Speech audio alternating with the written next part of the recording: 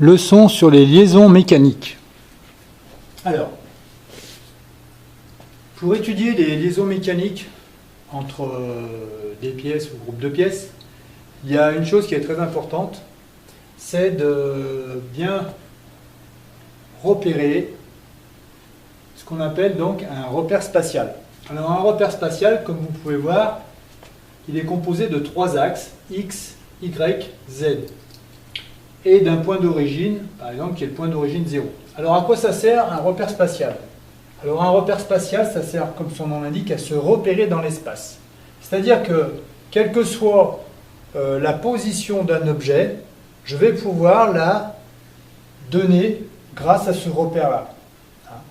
Je vous rappelle, on utilise des GPS qui nous donnent des coordonnées. Ben là, c'est un peu le même principe. Là, on va avoir donc aussi des coordonnées sur ces trois axes. Donc, par exemple, si je voulais aller voir un objet qui se trouve dans la salle, je vais par exemple dire, ben voilà, il faut que j'avance de 10 mètres sur l'axe Z, que je me déplace après de 3 mètres sur l'axe X, et puis par exemple que je me déplace de 2 mètres sur l'axe Y. Voilà. Donc j'ai localisé un point très précis, très particulièrement, j'ai donc donné des coordonnées. Grâce à ça, je sais où se trouve l'objet. Alors, c'est exactement, comme je vous dis, la même chose avec les systèmes GPS. Donc, on a donc ces trois axes. Alors évidemment, ce repère-là, comme on nous l'impose, il peut être différent. On peut très bien trouver dans un exercice, ici on peut très bien avoir Y, la Z. Il faut s'adapter au repère qu'on nous impose. Alors, ensuite, la deuxième étape, ça va être quoi?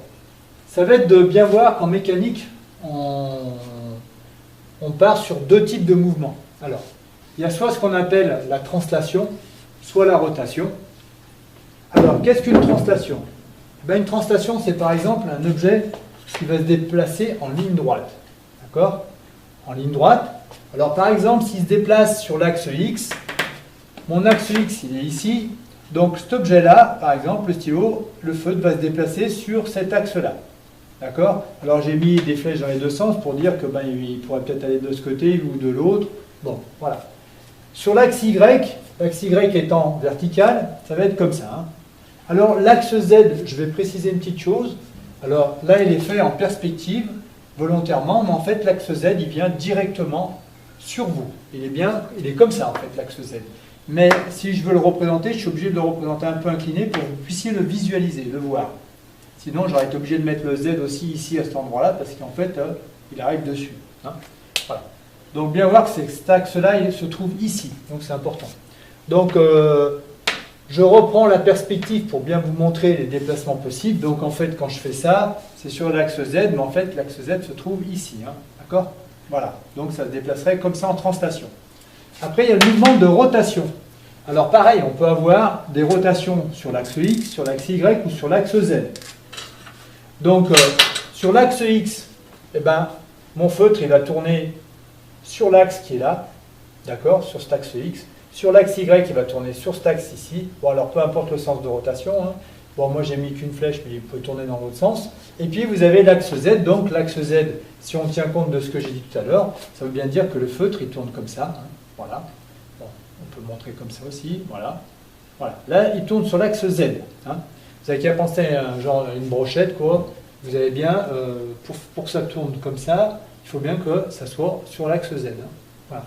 Si par exemple, je vais vous montrer un truc, c'est si par exemple on fait tourner le feutre sur l'axe Y, alors l'axe Y, il traverserait le feutre comme ça par exemple, et à ce moment-là, le feutre tournerait comme ça, sur l'axe Y. Si maintenant, on le fait tourner sur l'axe X, alors sur l'axe X, il va tourner comme ça. D'accord? Et s'il tourne sur l'axe Z, il tourne comme ça. Voilà. Là, c'est sur l'axe Z qui est vers vous, donc on fait tourner le feutre comme ça. D'accord? Si maintenant on le place comme ça, évidemment, toujours sur l'axe Z, il va tourner comme ça. Voilà.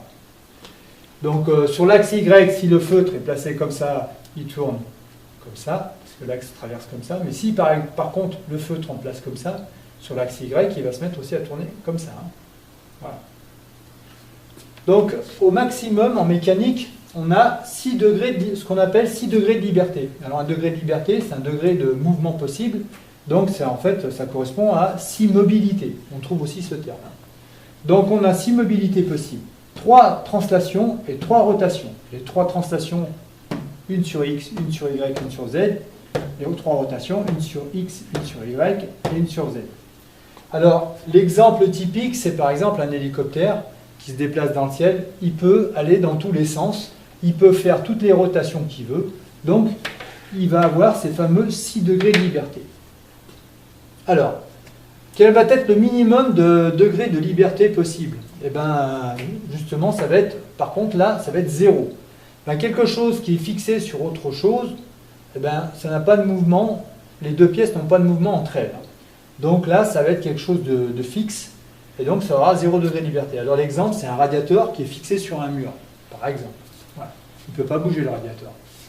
Il ne peut pas bouger par rapport au mur. Donc on considère que le radiateur est fixe, qu'il n'a aucun degré de liberté. Alors, pour continuer, on va commencer maintenant à rentrer dans le vif du sujet. Alors, pour l'étude d'une liaison mécanique entre deux pièces ou groupe de pièces. Alors, en mécanique, on va étudier les liaisons mécaniques parfois entre seulement deux pièces, ben, par exemple le feutre et le bouchon. Mais aussi, on peut aussi avoir à étudier des mobilités, des mouvements, une liaison mécanique entre deux groupes de pièces. Alors je montre là, par exemple, on a un système. Ici, vous voyez, il y a un gros corps, mais bon, il n'est pas tout seul, il est avec d'autres pièces. Donc ça va composer un groupe de pièces. Et ici, on a un axe qui est traversant, qui lui va être une autre pièce. Hein. Alors comme il est composé lui-même aussi de différentes petites parties, c'est aussi un autre groupe de pièces. Alors ces deux groupes de pièces, on a fait des ensembles, on dit que ça c'est un ensemble, et ça c'en est un autre. Voilà, c'est ce qu'on appelle des classes d'équivalence. Alors ces deux ensembles, on va étudier les mouvements. Alors pour étudier les mouvements de ces deux ensembles-là, il y a une chose qui est très importante. C'est de prendre en compte le repère spatial qu'on nous impose. C'est-à-dire que si le repère spatial qu'on nous impose, c'est celui-ci, et pas celui du départ, que j'avais donné comme exemple, il va falloir s'adapter à ce nouveau repère spatial. Si par exemple, on nous a représenté cet objet-là, dans cette position-là, avec un repère spatial comme celui qui est indiqué ici. Alors, on va regarder qu'est-ce qui peut bouger. Alors, en fait, on s'aperçoit qu'on peut faire tourner l'axe qui passe par l'intérieur de la pièce, du corps. Alors, cette rotation-là, alors elle est sur quel axe?